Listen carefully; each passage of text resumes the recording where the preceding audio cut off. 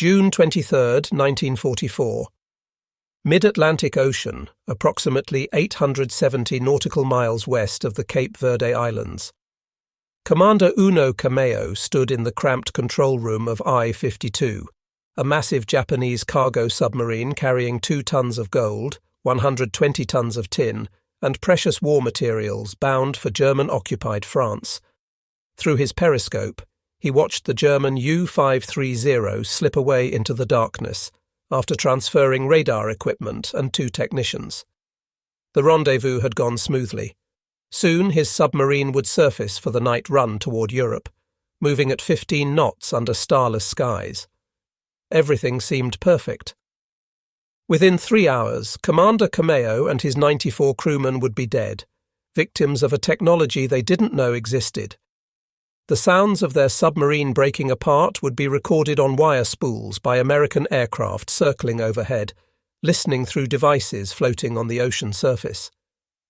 These sonar buoys, dropped from an Avenger torpedo bomber, would transmit the death throes of II-52 to operators miles above, marking not just the destruction of one submarine, but the psychological demolition of Japanese naval confidence.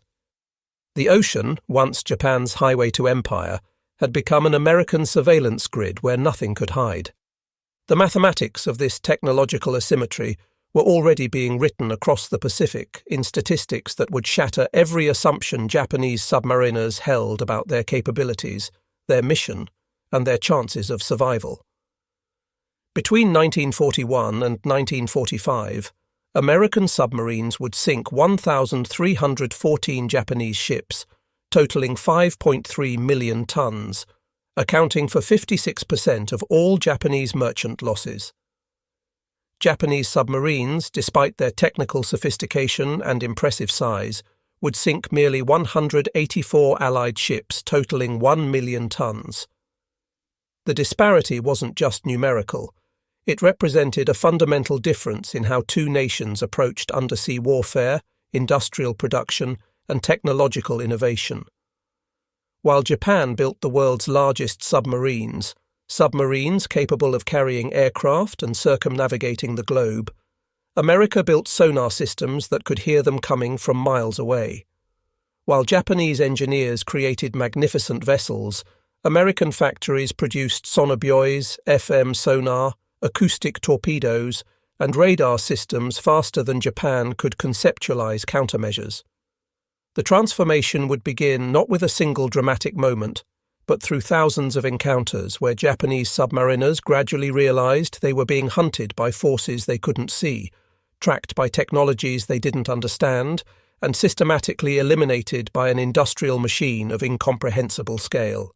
Lieutenant Commander Nobukyo Nambu, commanding officer of I-401, one of Japan's massive submarine aircraft carriers, would later tell American interrogators after his surrender in August 1945 that the moment he understood Japan had lost the war came not from any battle, but from overhearing American radio traffic during a patrol.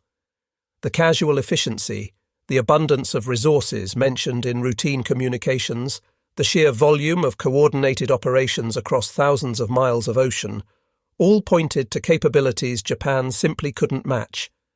But for thousands of Japanese submariners, the realization came through direct, terrifying encounters with American anti-submarine warfare technology, encounters that left survivors stunned and demoralized. The story of how Japanese submarine crews came to understand American technological superiority is not one of dramatic battles or heroic last stands. It's a story of cumulative revelation, of gradual understanding, of technological shock so profound that it transformed confident warriors into men who knew their cause was hopeless long before their nation officially surrendered. The Japanese submarine force that entered World War II in December 1941 was one of the world's finest. Japan possessed approximately 70 ocean-going submarines, many of revolutionary design. The II-400 class submarines, the largest in the world until nuclear-powered vessels appeared in the 1960s, measured 400 feet long and displaced 5,900 tons submerged. They could carry 3 Aichi M6A-1 Siren floatplane bombers in a watertight hangar, launch them via catapult, and theoretically strike targets as far away as New York City or the Panama Canal. Each I-400 class submarine carried enough fuel to circumnavigate the world 1.5 times without refueling, travelling 37,500 nautical miles at 14 knots. The engineering was magnificent. These submarines featured special trim systems for submerged loitering, demagnetization cables to protect against magnetic mines, air search radar, and anechoic coatings designed to absorb sonar pulses. Smaller Japanese submarines were equally impressive. The Type C cargo submarines, like I-52, could travel 21,000 nautical miles, carrying vital strategic materials between Japan and its allies. Fast attack submarines prowled the Pacific with long-range torpedoes and impressive underwater capabilities. Japanese submariners trained extensively, practiced stealth operations, and understood their boats intimately. Many had years of experience. Commander Tatsunosuke Ariazumi, who would lead submarine operations late in the war, was considered one of Japan's finest underwater tacticians. His crews were disciplined, skilled, and confident. They had reason for confidence. In the early months of the war, Japanese submarines participated successfully in the Pearl Harbor operation, reconnoitered American positions, supported fleet operations, and hunted Allied warships. The doctrine emphasized fleet support, protecting Japanese naval assets, conducting reconnaissance, and attacking high-value military targets. Unlike American submarines that would focus on commerce raiding, Japanese submarines were reserved primarily for tactical operations against enemy warships. This strategic decision would prove catastrophic. While Japanese submarines hunted American aircraft carriers, American submarines were systematically destroying the merchant fleet that kept Japan's war economy alive. More importantly, this tactical focus meant Japanese submariners encountered American anti-submarine warfare systems primarily in the most dangerous contexts, when American naval forces were most alert and most heavily protected. The first encounters with sonobuoys occurred in 1944, after American industry had perfected the technology. Sonobuoys were deceptively simple devices, small battery-powered sonar units that could be dropped from aircraft and would float on the ocean surface, listening for submarine sounds and transmitting them via radio to the aircraft above. Developed by the British in 1944 under the codename High T, they were quickly adopted and improved by American forces. The impact was revolutionary. Previously, an aircraft hunting a submarine had to maintain visual contact or rely on radar, which only worked when the submarine was surfaced. Once a submarine dived, it was effectively invisible to aircraft. Sonobuoys changed everything. An aircraft could drop a pattern of 5 sonobuoys, colour-coded purple, orange, blue, red and yellow, creating an underwater listening grid. The aircraft would monitor each buoy in turn, listening for sounds emitted by submarine propellers, machinery or movement. The technology was so effective that it became standard equipment on anti-submarine aircraft throughout 1944 and 1945. For Commander Uno Kameo and the crew of I-52, the first indication something was wrong came at 11:40 p.m. on June 23, 1944. Lieutenant Commander Jesse D. Taylor's Avenger torpedo bomber, launched from the escort carrier USS Bogue, detected I-52 on radar while she ran on the surface. Taylor dropped flares that illuminated the massive submarine, then attacked with depth bombs as I-52 crash-dived. The first attack nearly missed, explosions bracketing the submarine as she descended. What happened next revolutionized anti-submarine warfare. Taylor dropped a purple sonobuoy into the water. Within moments, his radio operator heard the distinctive sound of submarine propellers transmitted from the floating device. Taylor could track I-52 underwater, following her evasive maneuvers, predicting her movements, positioning his aircraft for the killing blow. He dropped a Mark 24 mine, codename Fido, an acoustic homing torpedo that locked onto I-52's propeller noise and followed it relentlessly until it struck. The sonobuoys recorded everything. the explosion, the sounds of the hull breaking apart. Commander Taylor's crew heard what they described as crackling and crunching noises, like a tin can being crushed. I-52 sank to the ocean floor 17,000 feet below, taking Commander Cameo, 94 crewmen, 14 passengers and 2 German technicians to their deaths. The sonobuoy recordings survived in the National Archives. Thin wire spools marked Gordon Wire No. 1 and Gordon Wire No. 2, preserving the last moments of a submarine whose crew never knew what technology had killed them. The sinking of I-52 demonstrated capabilities that terrified Japanese submariners when details filtered through intelligence networks. American aircraft could track submarines underwater. The implications were staggering. Every time a Japanese submarine dived to escape aircraft, it wasn't escaping at all.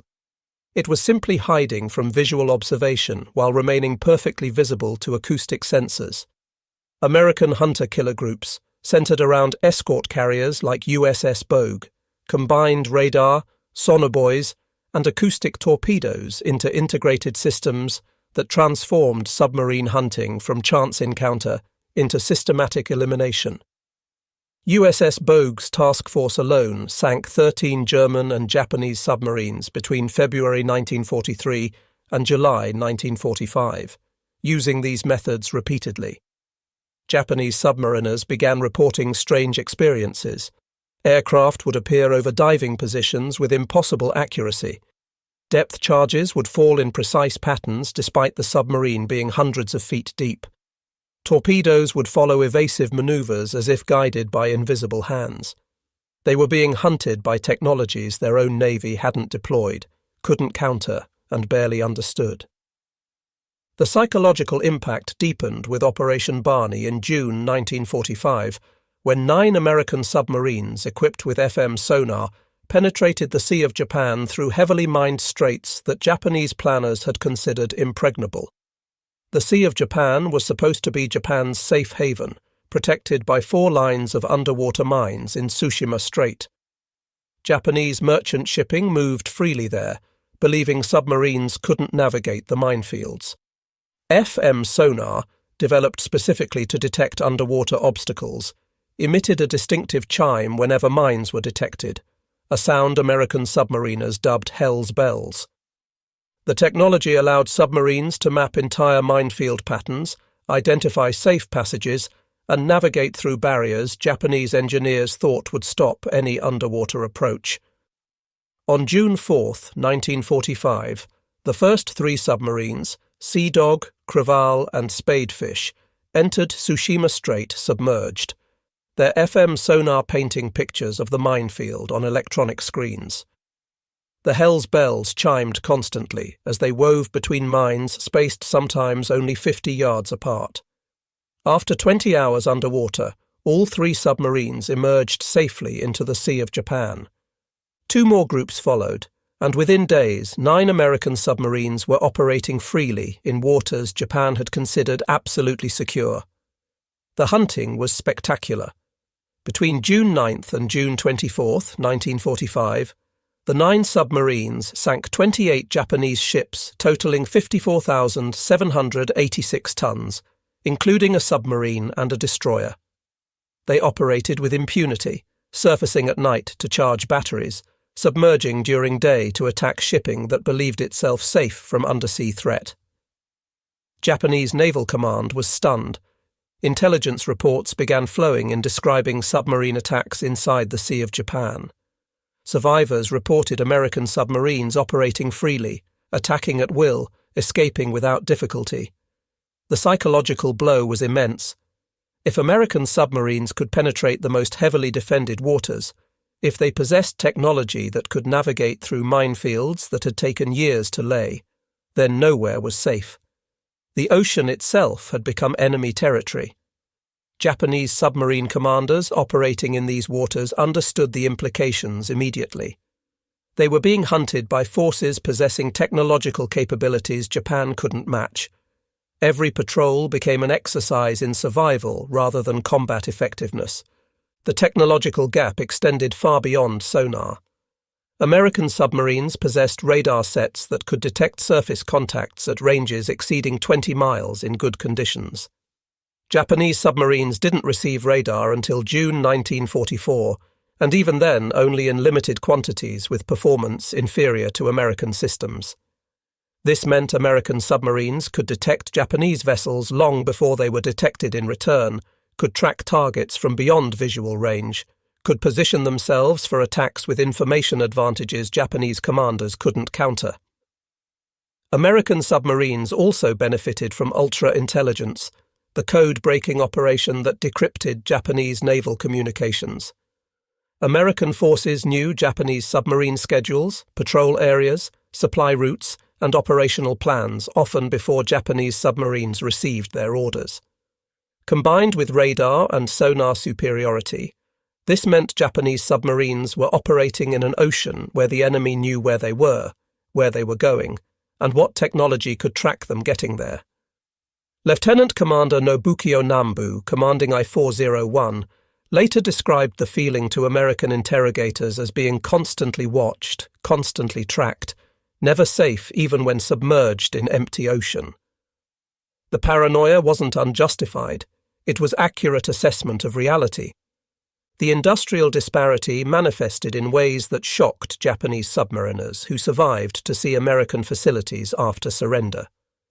While Japan struggled to maintain 70 operational submarines throughout the war, America built 314 submarines between 1941 and 1945, replacing losses faster than combat could inflict them. American shipyards were producing submarines at rates Japanese planners considered impossible. Mare Island Naval Shipyard in California, Electric Boat Company in Connecticut, Portsmouth Naval Shipyard in New Hampshire, and other facilities operated around the clock, launching fleet submarines at intervals Japanese yards couldn't approach. The submarines themselves represented industrial capabilities beyond Japanese comprehension. American Gato and Balao-class submarines, while smaller than Japanese giants, were produced with standardized components manufactured across dozens of factories. Engines, batteries, torpedoes, periscopes, sonar systems all flowed from separate facilities and arrived at assembly yards in perfectly coordinated streams. A single Gato-class submarine required approximately 140,000 parts manufactured by contractors in 32 states. The supply chain never faltered. When submarines needed repairs, spare parts were available immediately. When submarines were lost, replacements arrived within months. Japanese submarines damaged in combat often waited weeks or months for repairs due to parts shortages, maintenance facility overload, and industrial bottlenecks that American forces never experienced. The torpedo situation exemplified the technological and industrial gap. American submarines began the war with the defective Mark 14 torpedo, a weapon plagued by depth control problems, magnetic exploder failures, and contact detonator issues. For nearly 2 years, American submariners fought with weapons that frequently failed to explode or ran at incorrect depths, passing uselessly beneath targets. This might have been Japan's opportunity to exploit American weakness. Instead, American submariners themselves identified the problems, conducted their own testing, and implemented fixes despite resistance from the Bureau of Ordnance. By September 1943, the Mark 14's defects were corrected. Simultaneously, the electric Mark 18 torpedo entered service, leaving no wake and thus giving targets no warning of incoming attack. The Mark 24 mine, actually an acoustic homing torpedo code-named Fido, could be dropped from aircraft and would autonomously track submarine propeller sounds until impact.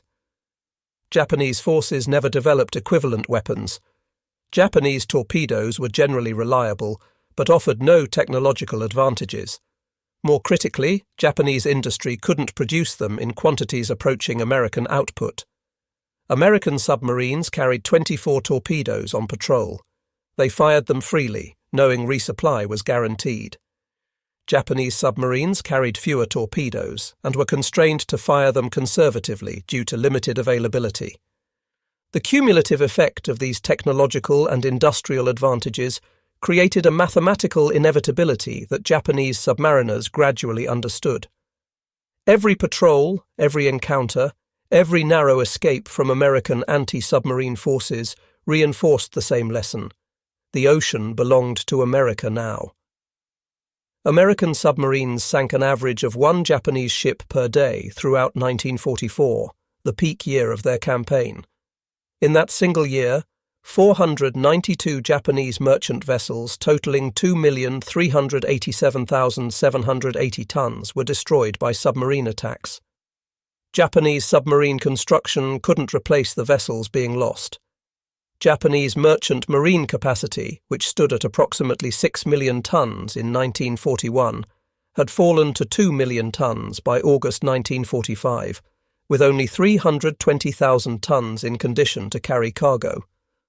The destruction of Japanese shipping wasn't just a military problem. It represented the systematic strangulation of Japan's war economy. Rice from Southeast Asia couldn't reach Japanese cities. Oil from the Dutch East Indies couldn't reach Japanese refineries. Rubber, tin, tungsten, all the materials Japan needed to continue fighting, were trapped in overseas territories while American submarines patrolled the sea lanes. By 1945, American submarines were experiencing difficulty finding targets large enough to justify torpedo expenditure. The Japanese merchant marine had been virtually eliminated. What few ships remained hugged coastlines, used narrow channels where submarine operations were dangerous, or simply stayed in port, unwilling to risk the journey. Japanese cabinet ministers would later tell the Diet that the greatest cause of defeat was the loss of shipping, acknowledging that American submarines accomplished more toward victory than any other single-weapon system. For Japanese submariners who survived the war and witnessed American operations first-hand after surrender, the technological revelations were devastating. Captain Ariazumi, developer of the I-400 submarine program and one of Japan's most experienced submarine officers, committed suicide aboard I-401 rather than face surrender. He understood what many Japanese naval officers were beginning to accept. Japan had challenged an industrial power whose technological capabilities exceeded anything Japanese planners had anticipated. When I-401 and I-400, the massive submarine aircraft carriers, surrendered in August 1945, American sailors who boarded them were astounded by their size.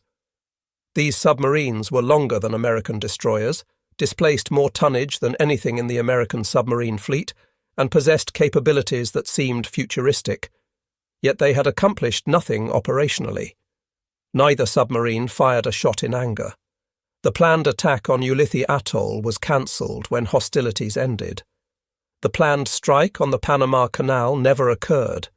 These magnificent vessels, representing thousands of hours of engineering work and scarce industrial resources, contributed nothing to Japan's war effort, precisely because American technological superiority made their missions impossible. They couldn't reach their targets undetected. They couldn't operate safely in American-controlled waters. They couldn't survive the hunter-killer groups, the Sonar Buoys, the radar, the acoustic torpedoes, the systematic anti-submarine warfare systems that American forces had perfected. American examination of captured Japanese submarines revealed both impressive engineering and critical weaknesses. The hulls were not as strong as German or American designs, limiting safe diving depth. The submarines were easy to detect on sonar, their large size and construction creating acoustic signatures that American sonar operators could identify from miles away. They lacked radar until very late in the war. They had no equivalent to American FM sonar for mine detection. Their anti-aircraft defenses were inadequate against American aircraft that hunted them with increasing effectiveness. Most critically, Japanese submarines lacked the integrated fire control systems that made American submarines so deadly. American submarines used target data computer systems that automatically calculated firing solutions, accounting for target course, speed, range, and torpedo characteristics. Japanese submarines relied on manual calculations that took longer, were more error-prone, and put submarines at greater risk during attack approaches. The technological gap wasn't subtle. It was profound and pervasive, affecting every aspect of submarine operations. The human cost of this technological inferiority was staggering. Japan lost 130 submarines during the war, representing approximately twice the percentage loss rate of American submarines. Of the 70 submarines Japan possessed in December 1941, plus those built during the war, most were destroyed by American anti-submarine forces using the very technologies Japanese submariners had come to fear. Sonar, radar, aerial attack, depth charges, and systematic hunter-killer operations. Approximately 10,000 Japanese submariners died during the war, a casualty rate exceeding 70%. Submarine service, initially considered prestigious and honourable, became recognised as a death sentence by war's end. Young men assigned to submarine duty understood they likely wouldn't survive. Families mourned sons departing for submarine training, knowing the statistical odds. The Japanese submarine force, which had entered the war with confidence and pride, ended the war as a broken arm of a defeated navy, its survivors demoralised and its capabilities nullified by technological inferiority. The psychological transformation of Japanese submariners mirrored the experience of German POWs in America, but followed a different path. Where German prisoners witnessed American abundance and prosperity directly, Japanese submariners experienced American technological superiority through lethal encounters at sea. Both groups reached the same conclusion through different evidence. Japan and Germany had challenged nations whose industrial and technological capabilities exceeded anything Axis powers could match. For Japanese submariners who surrendered in August 1945, the evidence of American superiority was overwhelming and undeniable. They were brought aboard American submarines and shown technology they had never seen. They toured American naval facilities and witnessed production capabilities that explained why American forces never seemed to run short of anything. They saw the Sonar Buoys that had hunted their comrades. They examined the FM sonar that had allowed American submarines to penetrate minefields. They studied the radar systems that gave American submarines eyes beyond visual range. They handled the acoustic torpedoes that had destroyed so many Japanese submarines. Lieutenant Commander Nambu, taken aboard USS Segundo after surrendering Ayat 401, was given a tour of the American submarine by Lieutenant Commander Stephen L. Johnson. Nambu examined Segundo's radar, her sonar systems, her fire control computer, her torpedo loading mechanisms. Everything was more advanced than equivalent Japanese systems. More importantly, everything worked reliably. Equipment didn't break down. Systems functioned as designed. American submariners operated their boat with casual confidence that came from knowing their technology was superior, and their support was guaranteed. Johnson's crew had survived 9 war patrols, sunk Japanese vessels, evaded enemy anti-submarine forces, and expected to survive the war. Japanese submariners had no equivalent confidence. They operated knowing American technology could find them, track them, kill them. The psychological burden was immense. Nambu later told interrogators that the moment he understood Japan had lost wasn't when he heard of Hiroshima or Nagasaki, but months earlier when he monitored American radio traffic and heard the casual efficiency with which American forces coordinated operations across thousands of miles of ocean. The sheer scale of American operations, the abundance of resources mentioned in routine communications, the technological sophistication implied in everyday procedures, all pointed to capabilities Japan simply couldn't match. The evidence continued to accumulate during the months after surrender. Japanese submariners were brought to American bases in Japan, to Sasebo, where captured submarines were studied, to Tokyo Bay, where surrender ceremonies occurred with American submarines prominently displayed. Vice Admiral Charles A. Lockwood, commander of Submarine Force Pacific, made a point of having his flag hoisted aboard the 400 and I-401 during the surrender ceremony on September 2, 1945, aboard USS Missouri. The symbolism was clear. American submarines had defeated Japanese submarines through technological and industrial superiority. When I-400 and I-401 were taken to Hawaii for detailed examination by American naval engineers, Japanese crew members accompanied them as technical advisors. They watched American engineers disassemble their boats methodically, photographing every component, measuring every dimension, documenting every system. The Americans were thorough, professional, and impressed by some aspects of Japanese engineering. But they were not intimidated. American engineers had seen these submarines and understood them. They had defeated them not through superior seamanship, but through superior technology deployed with overwhelming industrial capacity. The final revelation came when I-400, I-401, and other captured Japanese submarines were taken to sea off Hawaii and deliberately sunk as target ships in mid-1946.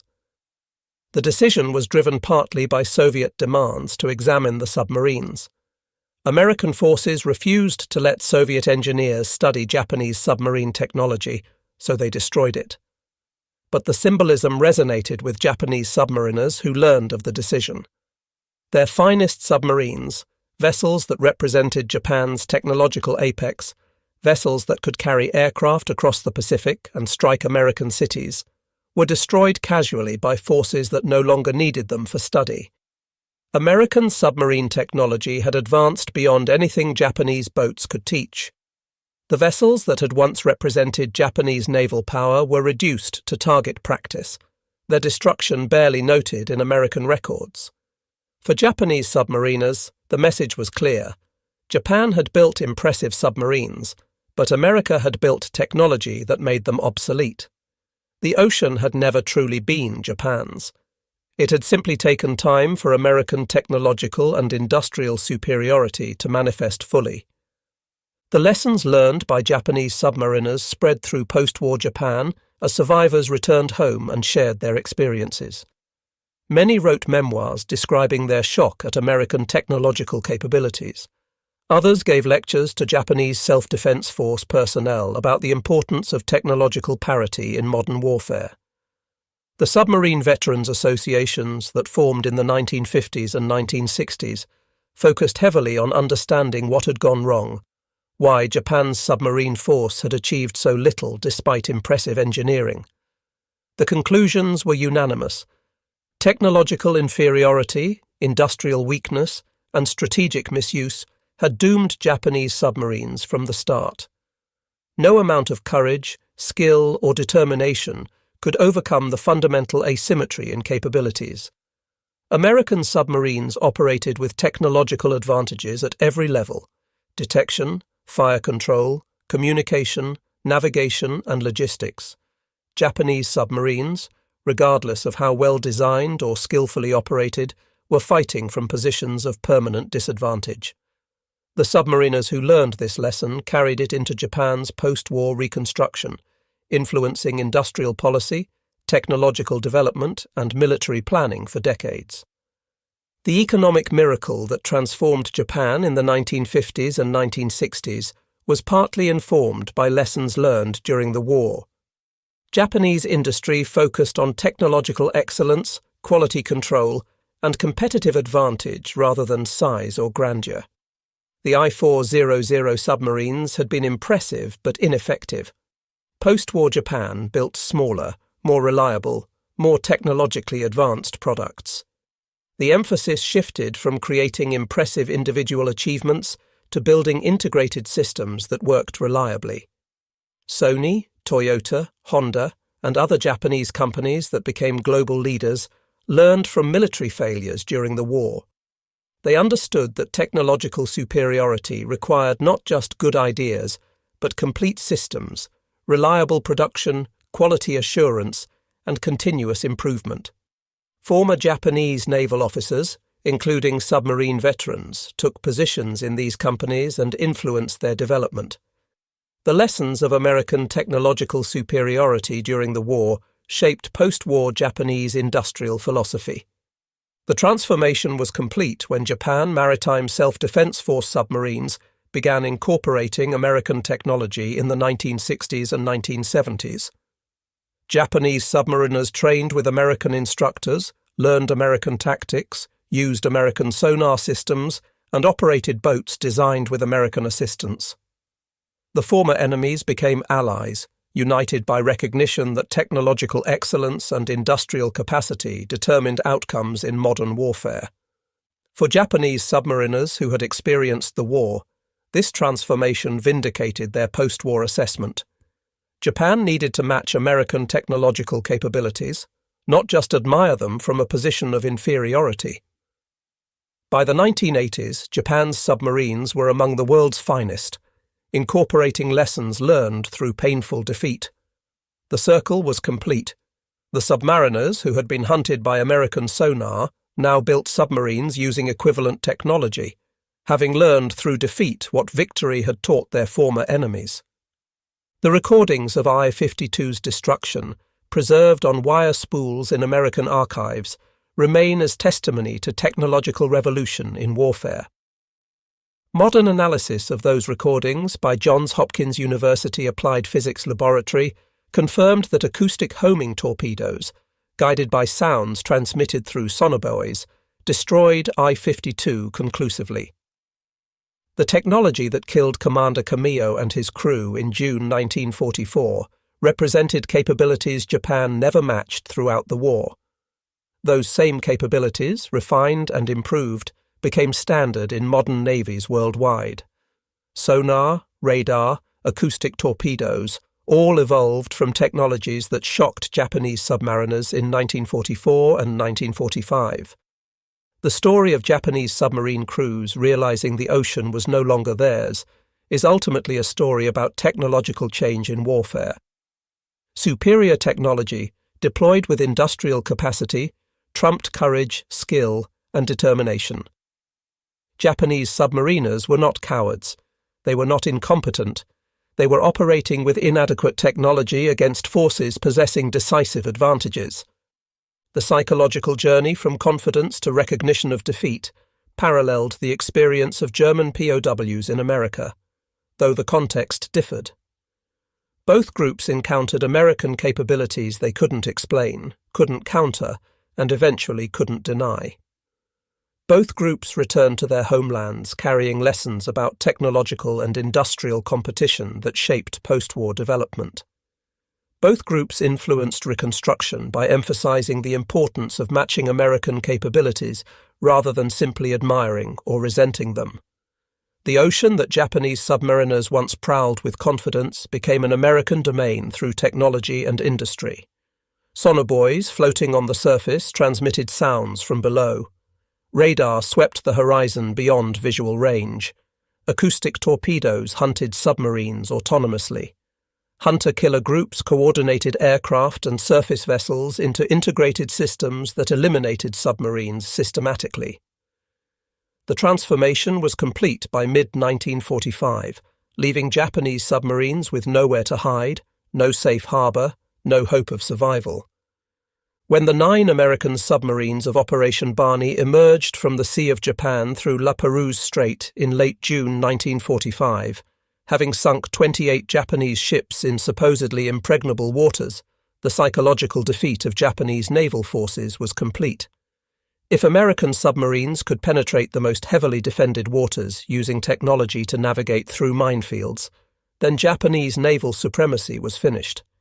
The ocean belonged to those who controlled the technology. Japanese submariners understood this lesson viscerally. They had been hunted, tracked, and killed by technologies they couldn't see and couldn't counter.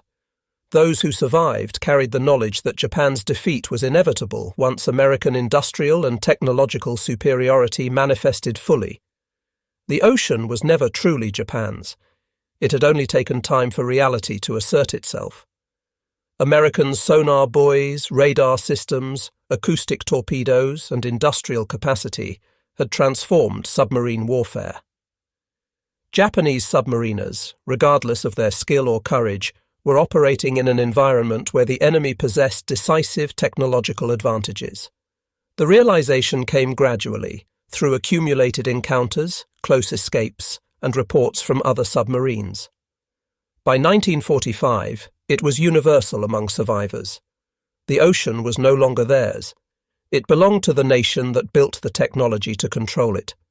America had won the undersea war not through superior seamanship, but through superior science, engineering, and industrial capacity. The legacy endures in modern naval warfare. Sonar remains fundamental to submarine operations. Acoustic torpedoes are standard weapons. Sonar buoys, vastly improved from 1944 versions, patrol oceans worldwide dropped from aircraft and ships. The technological revolution that shocked Japanese submariners in 1944 continues evolving, with modern submarines using capabilities that would astound both American and Japanese forces from World War II. But the fundamental lesson remains unchanged. Technological superiority, backed by industrial capacity, determines outcomes in modern warfare. Japanese submariners learned this lesson through defeat. They carried it into post-war reconstruction. They influenced Japanese industrial development and military planning for generations.